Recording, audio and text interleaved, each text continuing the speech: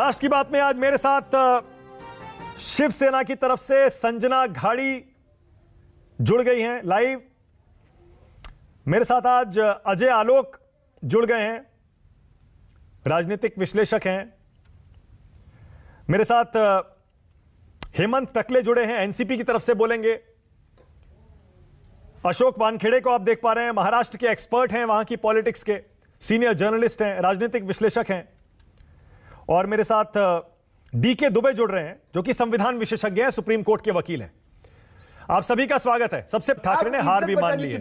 हाँ बिल्कुल सही है डीके दुबे, तो परसेप्शन की लड़ाई है। हाँ ओके दुबे जी, आप मुझे बताइए जरा दुबे जी, क्योंकि मामला अभी फंसा हुआ है। जैसा मैंने पहले कहा, नई सरकार की आहट तो सुनाई दे रही है सूत्रों से, लेकिन अभी जब मामला सुप्रीम कोर्ट में है डेप्यूटी स्पीकर का, तो ऐसे में ये जो हम खबर सुन रहे हैं कि प्रहार दल आएगा राजभवन और नो कॉन्फिडेंस मोशन रखेगा, राज्यपाल से कहेगा हमने समर्थन वापस ले लिया। आपको क्या कानूनी विकल्प दिखाई दे रहे हैं बीजेपी शिंदे गुट के सामने, प्रहार दल के सामने? देखिए, एक तो बात बिल्कुल सीधी है कि ऑनरेबल सुप्रीम कोर्ट ने रास्ता दिया है। रास्ता ये दिया है कि 11 तारीख तक सब ये जो जो कन्वर्जन था या जो दूसरी पार्टी दल बदल था, उसके ऊपर रोक लगा दी गई है कि अभी एंटी डिफेक्शन का आप निर्णय नहीं लेंगे। अब उसमें जो 3 मुख्य प्रश्न किए हैं, वो मुझे लगता है कि जो वानखेड़े साहब कह रहे हैं, उसके अलावा भी कोर्ट में जो चलता है और असेंबली के अंदर जो है वो अलग चीज है। असेंबली के अंदर अगर कोई रिप्रेजेंटेशन करता है तो वो जो कोई भी पार्टी है उसका मुखिया अध्यक्ष नहीं करता। असेंबली के अंदर विधायक चुनकर जाते हैं, विधायक दल का अपना नेता होता है। विधायक दल का नेता उस पार्टी का रिप्रेजेंटेशन करता है और वही पार्टी के बिहाफ पर बोलता है।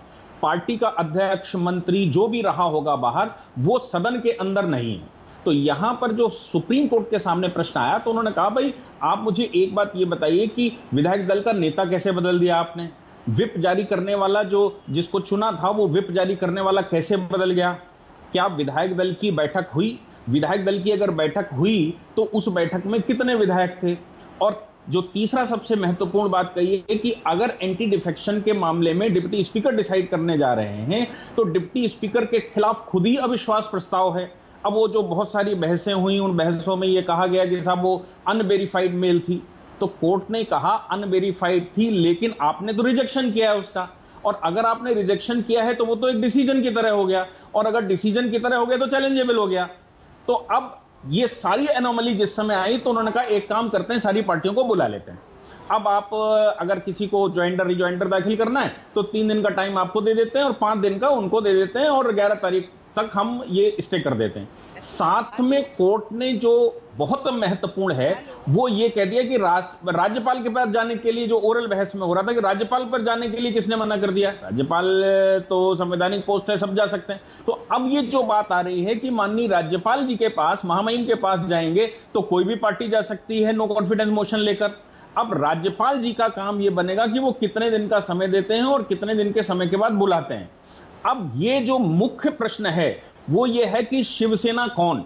शिवसेना विधायक दल का नेता जो शिवसेना का है वो कहेगा कि हम शिवसेना हैं, या फिर बाहर बैठा अध्यक्ष कहेगा कि हम शिवसेना हैं? बाहर का अध्यक्ष चुनाव आयोग के पास तो क्लेम कर सकता है, लेकिन सदन के अंदर तो विधायक दल का नेता ही है, और जो राज्यपाल के पास क्लेम करेगा वो तो विधायक दल का नेता है। और जो नया विधायक दल का नेता चुना है उसको कोर्ट ने ये प्रश्न लगा दिया कि भाई कैसे चुन लिया आपने? तो ये बहुत सारी एनोमलीज हैं जिसमें मुझे लगता है कि शिंदे ग्रुप के पास बहुत सारी अपॉर्चुनिटीज हैं। वानखेड़े साहब ये कह रहे थे कि वो 2/3 हो जाएंगे तो मर्ज कर जाएंगे। अभी तो प्रश्न यही है कि हम शिवसेना हैं, असली शिवसेना है, और हम ही शिवसेना को रिप्रेजेंट कर रहे हैं, और हम ही विधायक दल के नेता हैं। तो विधायक दल का नेता और व्हिप जारी करने वाला हेड, ये 2 सबसे महत्वपूर्ण प्रश्न जो कोर्ट के सामने पड़े हैं, जब तक ये डिसाइड नहीं हो जाते तब तक इधर उधर जाने की बात मुझे लगता है। ठीक है, थोड़ा दुबे जी, इसका मतलब आप ये कह रहे हैं, इसका मतलब आप ये कह रहे हैं कि 11-12 जुलाई जब सुप्रीम कोर्ट में दोबारा सुनवाई होनी है, उससे पहले राज्यपाल फ्लोर टेस्ट के लिए, शक्ति परीक्षण के लिए कह सकते हैं। और अगर वो कहते हैं तो एक सवाल ये भी तो होगा दुबे जी कि वो फ्लोर टेस्ट करवाएगा कौन? क्योंकि स्पीकर है नहीं, डेप्यूटी स्पीकर का मामला कोर्ट में चल रहा है, ऐसे में होगा कैसे शक्ति परीक्षण? नहीं, डेप्टी स्पीकर को सीज तो नहीं किया कोर्ट ने, सवाल ये भी है हाँ। कि सीज नहीं किया, प्रश्न किया है। तो जैसे ही फ्लोर टेस्ट की बात करेंगे तो ये दौड़कर फिर से कोर्ट में जाएंगे, क्योंकि इन्होंने उस समय कोर्ट में ये कहा कि माय लॉर्ड आपने 11 तारीख का कह तो दिया है, लेकिन अगर बीच में कोई नई एनोमली आई तो हाँ। कोर्ट ने कहा कि प्रोसीजर से चल रहा है, इसलिए आप ज्यादा जल्दबाजी मत करिए कि आप जबरदस्ती कोई एनोमली क्रिएट कर दें, ऐसा मत करिए। लेकिन एनोमली आएगी तो कोर्ट के पास ही जाएंगे, तो हमें लगता है ये एक नई एनोमली तैयार हो जाएगी जिसके लिए फिर से कोर्ट में जाया जाएगा और फिर कोर्ट डिसाइड करेगा कि क्या होना है क्या नहीं। दुबे जी जरा आइए, देखिए मामला अभी घूमकर वहीं आ गया। हेमंत टकले बैठे हैं एनसीपी से, वो कह रहे हैं 11 तारीख से पहले कुछ नहीं होने वाला, जबकि आपकी कानूनी राय ये है कि 11 तारीख से पहले भी फ्लोर टेस्ट हो सकता है। एक बार फिर से थोड़ा सा इस पर रोशनी डालिए दुबे जी।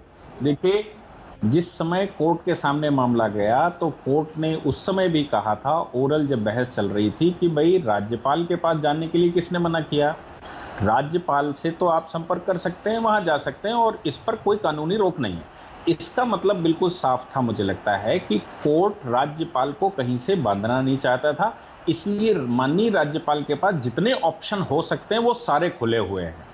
अब जो एनोमली है ना, आप नमाम तुकी वाली सरकार के मामले में देखेंगे या इस तरह की सरकारें नहीं कि राज्यपाल ने डिसीजन ले लिया और बता दिया कि भाई यहाँ फ्लोर टेस्ट करवा लो, तो उन्होंने कहा हमें सफिशिएंट टाइम नहीं मिला, राज्यपाल ने अचानक बुला लिया, राज्यपाल ने इनको शपथ दिलवा दी। इस तरह की बहुत सारी एनोमलीज हो सकती हैं, लेकिन अभी माननीय राज्यपाल जी के पास ऑप्शन खुला हुआ है और माननीय राज्यपाल उस पर निर्णय ले सकते हैं। हाँ, ये जरूर है कि वो घर पर निर्णय नहीं ले सकते, निर्णय के लिए वो इनिशिएट करेंगे और इनिशिएट करने के बाद ये सदन के पटल पर डिसाइड होगा जो भी होना है। हाँ। क्योंकि इसमें कोई दोहराए नहीं, ऑनरेबल सुप्रीम कोर्ट हर बार कह चुका है कि राज्यपाल के घर पर नहीं डिसाइड होगा, ये सब कुछ पटल पर डिसाइड होगा। लेकिन दुबे जी ये भी तो है ना, अगर वो फ्लोर टेस्ट डेप्यूटी स्पीकर कराते हैं तो जाहिर है फिर डेप्यूटी स्पीकर के हाथ में ये मसला भी तो जाएगा कि असली विधायक दल शिवसेना का कौन सा है, ये 2/3 बागियों वाला है या ठाकरे वाला है? नहीं, फ्लोर टेस्ट जिस समय होता है उस समय ये जो विप वाला चक्कर है ना वो लागू नहीं होता है, क्योंकि बहुत सारे डिसीजंस पहले भी आ चुके हैं जिसमें विप पर क्वेश्चंस हो चुके हैं, साहब हमने विप दी थी, आपने इनको वोट दे दिया, उनको वोट दे दिया, इसलिए विप वाला मामला वहां पर पीछे चला जाता है जिस समय मुख्यमंत्री के नाम का, सरकार के नाम का सपोर्ट का नंबर आता है। तो जिस समय सरकार का सपोर्ट का नंबर आएगा तो एंटी डिफेक्शन तो लागू कर ही नहीं सकते, क्योंकि कोर्ट ने 11 तारीख तक रोका हुआ है। तो अगर डिप्टी स्पीकर भी बैठे हैं तो जो 14-16 विधायकों की ये बात कर रहे हैं वो तो वोट तो डालेंगे ना, क्योंकि वो तो एंटी डिफेक्शन पर अभी ला ही नहीं सकते हो। अशोक वानखेड़े कुछ कहना चाह रहे थे, फिर आ रहा हूं अजय आलोक। उसमें फिर लोचा फंसेगा है कि वो उसमें प्रेजेंट करेगा। डेप्यूटी स्पीकर को अधिकार है, व्हिप भी जारी नहीं होता, सब अपनी जगह पे, लेकिन डेप्यूटी स्पीकर का पद ही क्वेश्चन में, उन्हीं पे अविश्वास है। हाँ। यदि डेप्यूटी स्पीकर पे अविश्वास है तो वो कोई निर्णय नहीं ले सकते, और यदि वो निर्णय ले सकते तो उन पे विश्वास है, और यदि फिर उनके विश्वास है तो उन्होंने जो पहला नोटिस दिया वो जायज है। आप ऐसा नहीं, सब्जेक्टिव नहीं हो सकता कि सिर्फ नो कॉन्फिडेंस मोशन के लिए डिप्टी स्पीकर पे विश्वास है, यदि आपने नोटिस दिया तो उस पर अविश्वास नहीं है। इसलिए मैंने कहा कि 11 तारीख तक ये लोचा फंसा रहेगा और कुछ नहीं। अजय आलोक अभी मामला फंसा हुआ है, अभी बीजेपी को इंतजार करना पड़ेगा सरकार बनाने के लिए, और ये सिर्फ अपने कार्यकर्ताओं, अपने विधायकों में जोश भरने के लिए देखिए, ये सरकार का फॉर्मूला, मंत्रियों के नाम दिए जा रहे हैं। देखिए, जहां तक सुप्रीम कोर्ट के ऑर्डर को जो मैंने पढ़ा है उसमें बड़ा साफ साफ सुप्रीम कोर्ट ने मेंशन किया था कि अगर फ्लोर टेस्ट की कोई बात होती है तो हमारा दरवाजा हमेशा खुला हुआ है, आप हमारे पास आइएगा। उसी बात पे ये कयास लगाए जा रहे थे कि शिवसेना अगर फ्लोर टेस्ट की बात राज्यपाल करेंगे तो वो सीधे सुप्रीम कोर्ट जाएगी। संविधान में इसकी व्यवस्था है कि जगह डिप्टी स्पीकर पे मामला चल रहा है और सुप्रीम कोर्ट को पूरी शक्ति है कि वो प्रोटेम स्पीकर अपॉइंट कर सकती है और वही चुनाव करवा सकते हैं। रास्ते हमेशा निकलते हैं, प्रेसिडेंट हमेशा सुप्रीम कोर्ट सेट करता है और वही आगे हम लोग कोर्ट करते हैं। सुप्रीम कोर्ट के सामने भी बहस में 1963 से लेके अभी 2022 तक के सुप्रीम कोर्ट के ही निर्णयों का संज्ञान दिया गया था, तो ये कोई बड़ी बात नहीं है। सुप्रीम कोर्ट प्रोविजन कर देगा प्रोटेम स्पीकर की। बात है कि संविधान में फ्लोर टेस्ट आपको करवाना आपकी संवैधानिक बाध्यता है।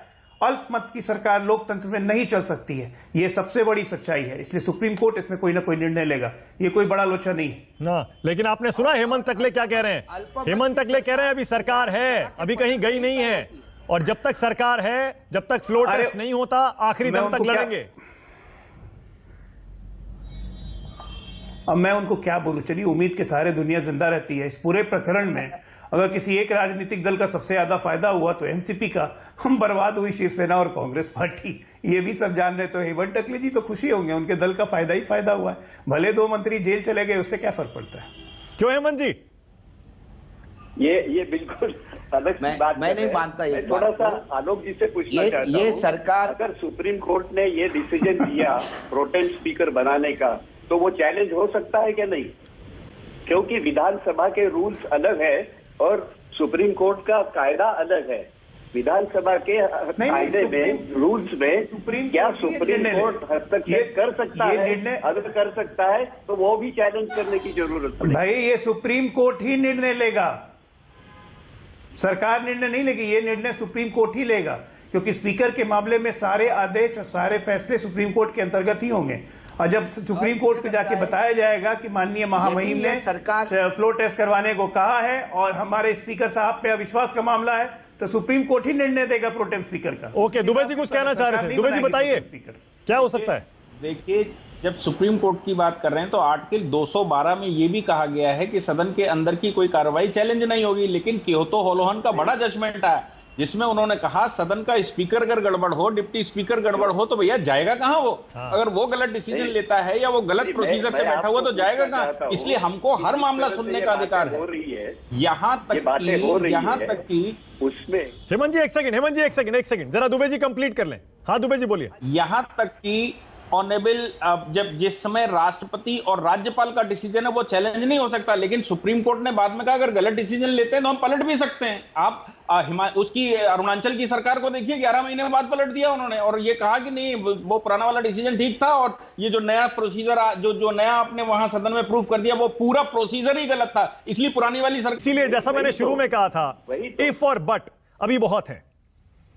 सरकार का फॉर्मूला तय हो गया, मंत्रियों के नाम आ गए, वो सब ठीक है, सूत्रों से खबर आ रही है, पता नहीं कितनी सच है, कितनी झूठ है, कितनी अफवाह है, लेकिन इतना कम से कम मुझे यकीन है, मुझे ऐसा लगता है अगर फ्लोर टेस्ट का आदेश होता है तो मामला सुप्रीम कोर्ट एक बार फिर से जरूर जा सकता है। देखते हैं होता क्या है। बहुत धन्यवाद आज राष्ट्र की बात में आने के लिए, अजय आलोक, थैंक यू, अशोक वानखेड़े, हेमंत टकले, दुबे जी आपका भी थैंक यू सो मच। छोटा सा ब्रेक ले रहा हूं, खबरें जारी हैं। बताइए। और हेमंत